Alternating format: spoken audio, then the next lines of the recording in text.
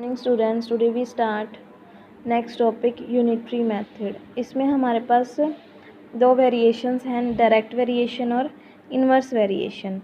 तो direct variation में क्या होता है, if the value of one quantity increase with the increase value of the other quantity और vice versa so that the ratio remain constant then the two quantity are said to be direct variation और direct proportion.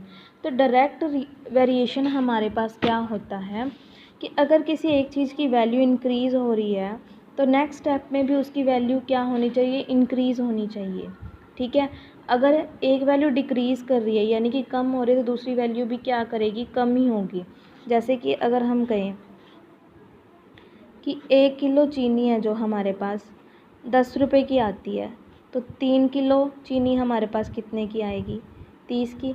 It means कि अगर हम next step पे पहुँचे, अगर हमारी first value increase कर रही है तो सेकंड वैल्यू भी हमारी क्या कर गई, इंक्रीज़ कर गई। ठीक है, ऐसे ही किसी और चीज़ की बात करेंगे हम, तो अगर उस चीज़ की वैल्यू यहाँ पे हम डिक्रीज़ कर दें यानी कि 2 कर दें, आगे नेक्स्ट स्टेप पे अगर मैं 2 kg की वैल्यू पूछूं चीनी की तो वो क्या होगी, 20 होगी। इस स्टेप से यहाँ क्या होगी, वैल्यू डिक्रीज़ हुई है, कम हुई है, तो यहाँ पे भी जो उसके रुपीज़ थे वो भी कम हो गए। इट मीन्स डायरेक्ट वेरिएशन हमारे पास क्या कहता है, डायरेक्ट वेरिएशन और डायरेक्ट प्रपोर्शन दोनों सेम ही चीज़ें हैं। तो डायरेक्ट वेरिएशन में क्या है कि जो वैल्यूज़ हैं बोथ दोनों ही या तो इंक्रीज़ करेंगी या डिक्रीज़ करेंगी हमारे पास। ठीक है, और इन्वर्स वेरिएशन में क्या होता है, two quantity are said to be inverse variation और inverse proportion if the value of one quantity increase with the decreasing value of the other quantity और vice versa so that the ratio remain constant। इसमें हमारे पास क्या है कि जो हमारी एक वैल्यू है वो हमारे पास क्या होती है, इंक्रीज़ करती है, और जो दूसरी वैल्यू है हमारे पास डिक्रीज़ करती है। ये बाय सम हम सोल्व करेंगे तब हमें ज़्यादा समझ में आ जाएगा। ठीक है, उसके बाद हमारे पास नेक्स्ट स्टेप क्या है, हम सोल्व करते हैं एक्सरसाइज 8.2। इसमें हमारे पास क्या है, 15 man complete the construction of a wall in 12 day, in how many day can 18 man complete the same work. कह रहा है कि अगर 15 मैन किसी वॉल यानी कि दीवार को बनाने में 12 डेज़ लगा लेते हैं तो 18 मैन कितने डे में उसे कंप्लीट कर पाएंगे। ठीक है, तो हम सॉल्व करते हैं। 15 man complete the work the construction of a wall in 12 days, 12 days में हमें कंप्लीट करके देते हैं। तो 1 man complete the same work, जो एक मैन है यानी कि एक आदमी है, अगर उसने वो दीवार बनानी तो उसे कितने दिन लगेंगे। ठीक है, अब देखो 15 मैन को बनाने में 12 डेज़ लग गए, तो एक आदमी जब उससे कंप्लीट करेगा तो कितने दिन लगेंगे, ज़्यादा दिन नहीं लगेंगे। तो इट मीन्स हमारे पास क्या होगी, मल्टीप्लाई होगी, 15 multiply 12 days. So 18 man complete the work in, जो हमारे पास गिवन कंडीशन थी जो हमें फाइंड करना था वो क्या था कि 18 मैन यानी कि 18 आदमी कितना टाइम लगाएंगे उस कंस्ट्रक्शन को कंप्लीट करने में। तो 15 मल्टीप्लाई 12 डिवाइड बाय 18। तो इसे हम क्या करेंगे, डिवाइड करेंगे। पहले हमने 3 से डिवाइड किया, 3 6 जा लाइक, ठीक है, इसे हम कैंसिल करेंगे तो 6 3 ज़ा 18, 6 2 ज़ा 12 और 3 5 ज़ा 15, तो 5 2 ज़ा 10। 10 डेज़ में क्या करेंगे, 18 मैन कंप्लीट कर सकते हैं उस वर्क को। ठीक है, उसके बाद एक अनदर वे है, ठीक है, कि एक किसी और वे से हम इसे कैसे सोल्व कर सकते हैं। इन दोनों में से हमें क्या करना है, एक ही वे चूज़ करना है। ठीक है, तो लेट कर लेते हैं x days to complete work by 18 man.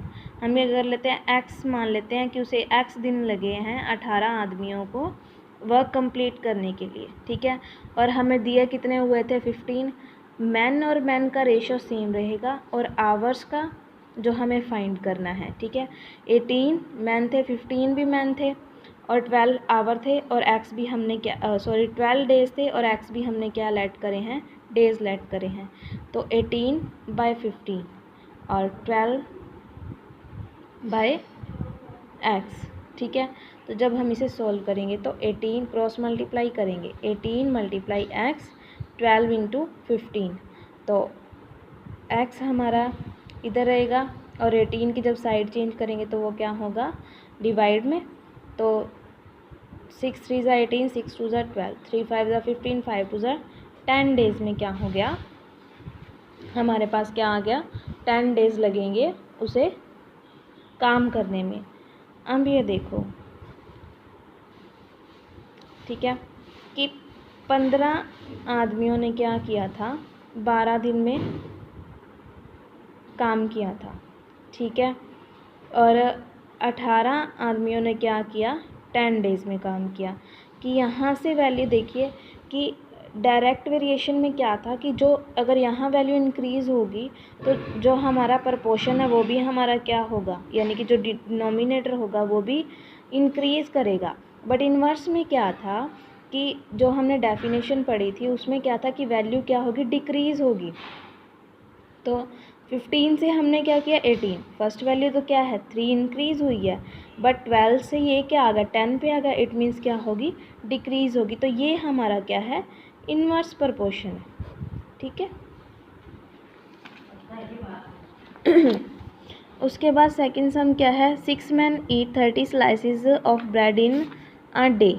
How many slices of bread needed for 18 men in a day?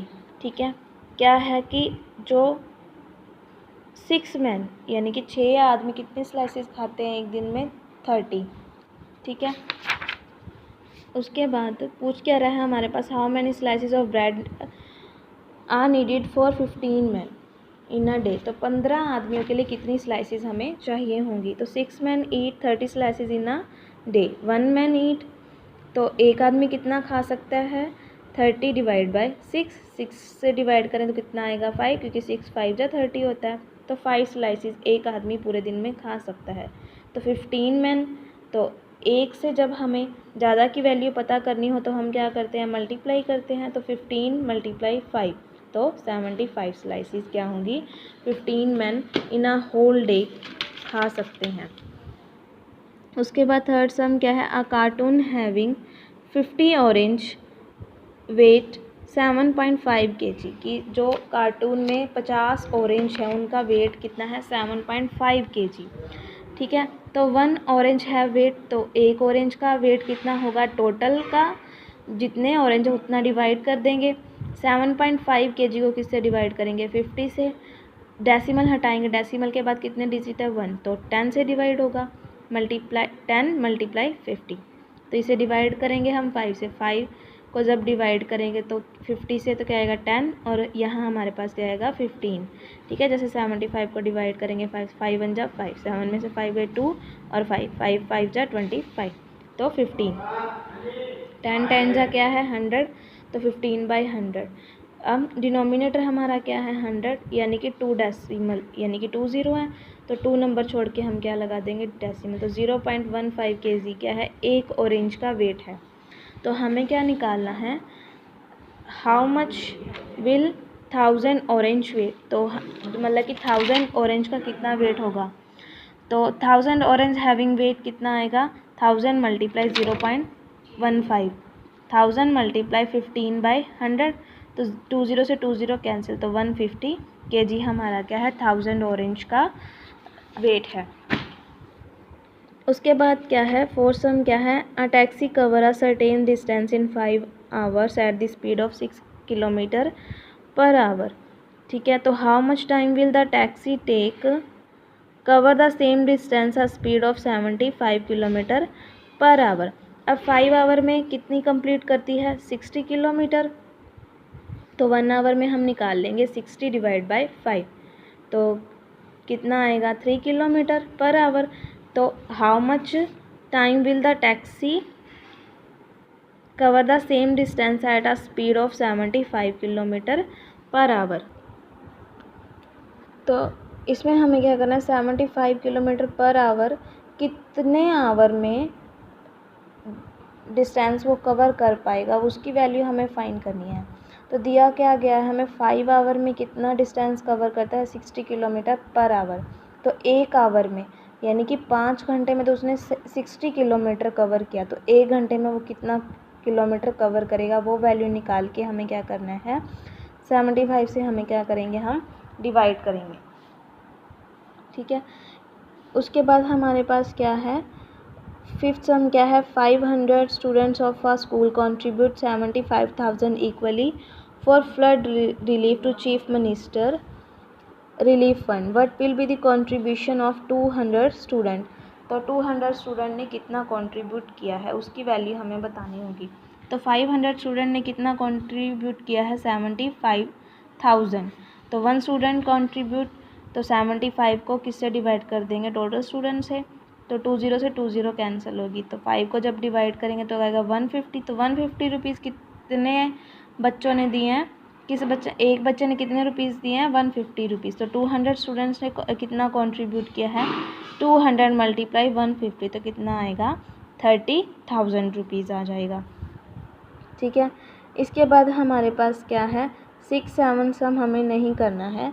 8 सम में क्या है, a total weight of 50 chairs is 400 kg, what will be the weight of 12 chairs. इस पे हम क्या करेंगे कि एक चेयर की वैल्यू फाइंड कर लेंगे, एक चेयर का वेट कितना है, और उसे क्या करेंगे, 12 चेयर से मल्टीप्लाई कर देंगे। ठीक है, ये हम यहाँ 8 सम तक कंप्लीट करेंगे।